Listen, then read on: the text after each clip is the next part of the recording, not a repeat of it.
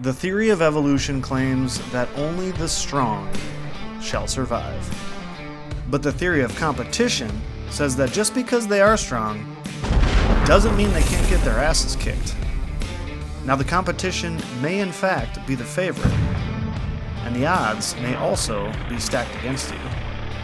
But no matter what the stats, the experts, or the commenters say, out here, the results don't always add up.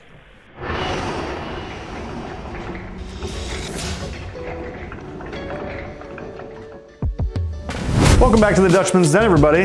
I'm JT the Dusty Dutchman, and today's gonna be fun because we are finally getting outside to my local trails to do some much needed non-scientific testing on a few products that I've installed over the winter, like this WheelTop mountain bike specific electronic derailleur system that's called the OX 2.0. Wasn't even close. Now, I realize that it's probably becoming harder and harder for you to believe me when I say I really do still like cable actuated shifting. I do. I still have it on a lot of my bikes. They're simple, affordable, easy to set up, and you don't need a battery. But electronic derailleur systems also have some benefits that continue to pique my interest, especially these affordable options from WheelTop. In some scenarios, they can be even easier to set up than a cable-actuated shifter and derailleur. Because there's no cable to stretch over time, these electronic derailleurs, when set up properly, can give you a more accurate and precise shift time after time. And being able to remove your shift cable and housing, this is a great way to clean up your cockpit. Now, I've already been having some fun with two other electronic derailleur systems from WheelTop. I have the TX, which is their road system, and the GEX, which is their gravel system. I made videos on both of these products. I will link both of those down below in the description. But when they reached out to me and asked me if I would test out their new mountain bike specific OX 2.0 system and bring my findings back to you guys, obviously, I had to say yes. And now let's answer one of my favorite questions. What's in the box?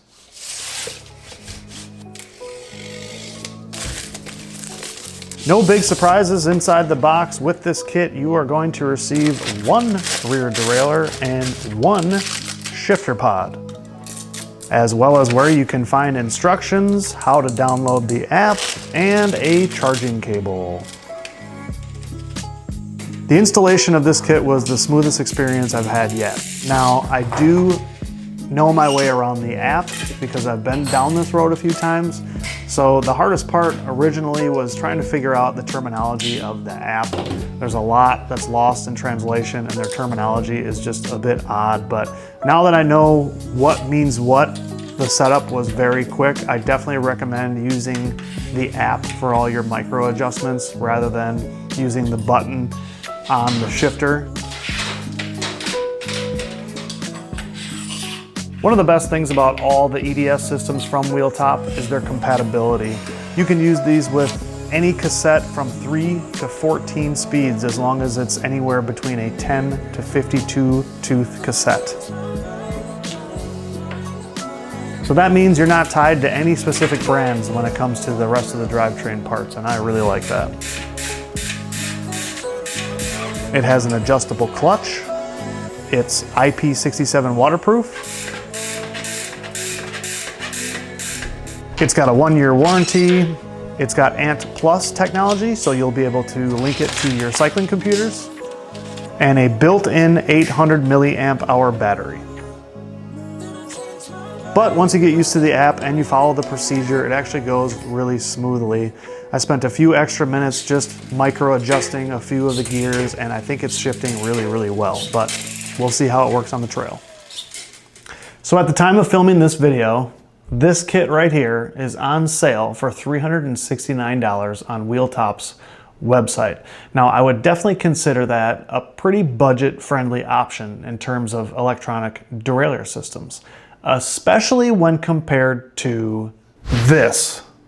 I spent $1,600 on this drivetrain, way less if you ask my wife, but it is the SRAM X0 T-Type Transmission. And on paper, this should be the best drivetrain I've ever owned. Now for $1,600, this kit does come with a lot more parts. Not only do you get the shifter and the derailleur, you also get a chain, a cassette, and a whole crank set. But if you compare the price of just the shifter, derailleur, and battery from the SRAM XO kit versus the shifter and derailleur in the WheelTop OX 2.0 kit, the SRAM is still more than double the price of the WheelTop OX 2.0. So considering the SRAM shifter and derailleur are twice the price as the WheelTop shifter and derailleur, you must assume that the SRAM parts are probably much lighter, right? Well, so first we'll add up the weight of the SRAM AXS pod shifter and the SRAM XO rear derailleur with battery. Then we will subtract this little derailleur hanger that you get to remove when you go with a transmission system, and we will come up with 498 grams. But when we add up the weight of the WheelTop OX 2.0 rear derailleur and shifter, we get 482 grams. But let's be real, there are a ton of other contributing factors to what would make one of these systems a better value than the other, like performance, durability, longevity, parts availability, customer service, infrastructure, and the fact that right now, if I walk into a bike shop, I can probably find parts for one and not the other. But it does beg the question, when the rubber hits the dirt and I'm out riding the trails, what is really the big difference between my budget drivetrain and my supposed best drivetrain?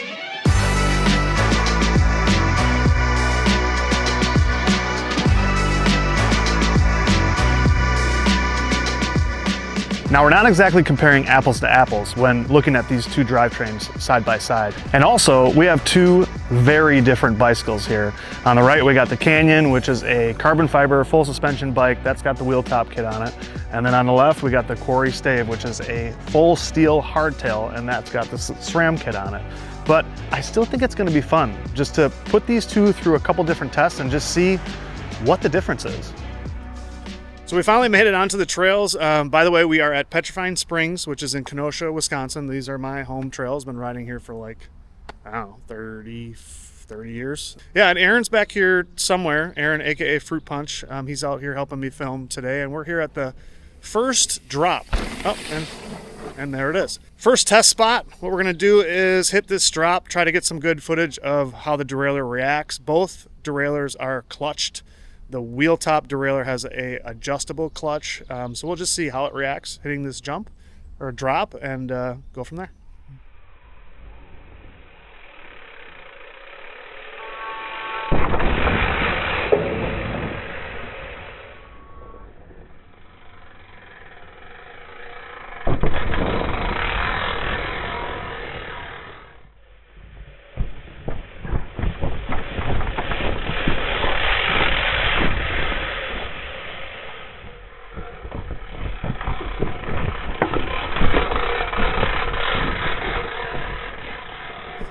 All right, next test spot.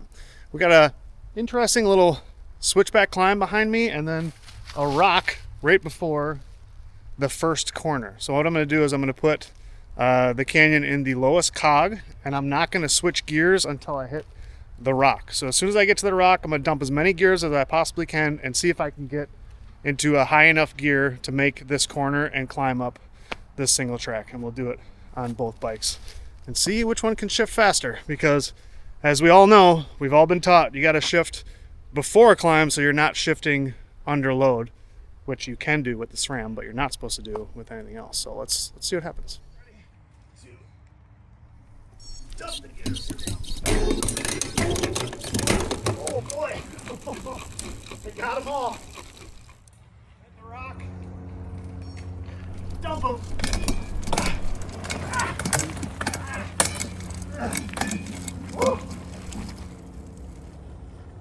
All right, next test feature is going to be this little punchy climb behind me. So what's interesting about this one is that if you don't know this trail, you're actually, this corner here is blind to the fact that there's a steep grade right after it. So If you don't know that that steep grade's coming, you're gonna be in the wrong gear and you're gonna have to shift while you're climbing, which is considered to be shifting under load, which the SRAM transmission is supposed to be really good at. So the WheelTop shouldn't necessarily be very good at shifting under load, but we're gonna find out if it is or it isn't. All of a sudden I see this corner, I'm like, uh-oh, gotta make some changes.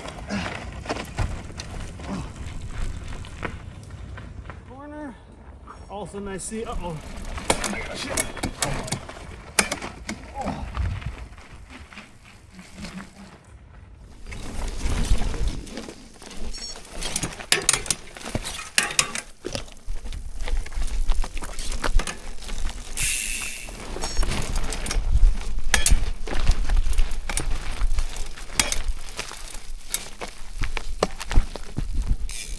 We're back in the den. The bikes are still dirty because since then I've gone on a few more rides on both of these bikes. I've gone over all the test footage, and although the testing was pretty crude at best, I do have some takeaways. So I'm just gonna keep it real with you right off the rip and tell you, I think the SRAM Electronic Derailleur System is better. It's just more refined aesthetically and mechanically. It just overall feels more premium. And again, that is really no surprise to me or very many people. But what is surprising, however, is that I assumed that the difference between the WheelTop and the SRAM performance would be very large and noticeable. And after performing those tests and doing some riding, I gotta say, it isn't. Overall, I think they both performed as expected. The SRAM I thought was a little bit more composed through some of the roots, but I'm just gonna add a quarter turn of tightness to the WheelTop, and I think that's gonna make them almost identical. As far as the shifting speed test, where I just held the shift button and let it shift as fast as it possibly could, I think clearly the WheelTop shifts faster than the SRAM. You could see that before the corner on the WheelTop, I did get through every gear before even making that corner, whereas the SRAM was still shifting as I was cornering, which isn't necessarily a bad thing because this can shift under load very well. So it's like, even though it shifts slower, it's like, does it need to shift faster? The shifting under load test is where things got a little interesting. Now, the SRAM is built for this, and it did it very well. It's smooth, it doesn't feel clunky, it doesn't sound that bad when you're shifting under power, but the WheelTop did surprisingly well. And it's totally a personal preference of mine, but I do prefer the extra clickiness of the WheelTop shifter pod. It just kind of feels better. But on the topic of shifting, neither of these systems are perfect. I set both of these up down here on the stand, thought they were perfect. But when I got them out on the trails, after a number of miles, I had to re-micro adjust 1 or 2 gears on both systems. So that's something to note as well. So if I had to buy another brand new drivetrain today, what would I buy? First of all, this is the most I've ever spent on a drivetrain ever, and I don't plan to do that again anytime soon. So we can just take that one out of the equation. So right now I would be between 2 systems. It would either be the SRAM AXS GX upgrade kit with a SRAM Eagle cassette and chain, or I would do the WheelTop OX 2.0 with a SRAM Eagle cassette and chain. I gotta say, I really feel like I'm kind of starting to lean towards WheelTop for 3 reasons. It's quite a bit cheaper. It's like 30 grams lighter than the GX AXS, which isn't a lot, but still. And then my favorite thing, which is the compatibility. That to me is one of the most important things about the WheelTop EDS systems. The fact that I can put this on different bikes and I don't have to worry about cassette speeds or brand of cassette and chain, it just opens up all kinds of customization options for me, especially with having multiple bikes that I like to change parts with. And as a self-proclaimed SRAM fanboy, it's kind of wild to think that in only a few years of testing these WheelTop kits, I'm to the point where I can confidently say that I consider the OX 2.0 kit to be a direct competitor to a SRAM product. It says a lot about WheelTop as a company and also why it's so exciting for me to try these things out. It's really cool to see the progression and I'm interested to see what's next. So the next step for me is to continue to ride both of these bikes and see if my opinions change over time. But I do want to thank you for watching if you made it this far, and also remind you that when you get outside and get on your bike, good things will happen.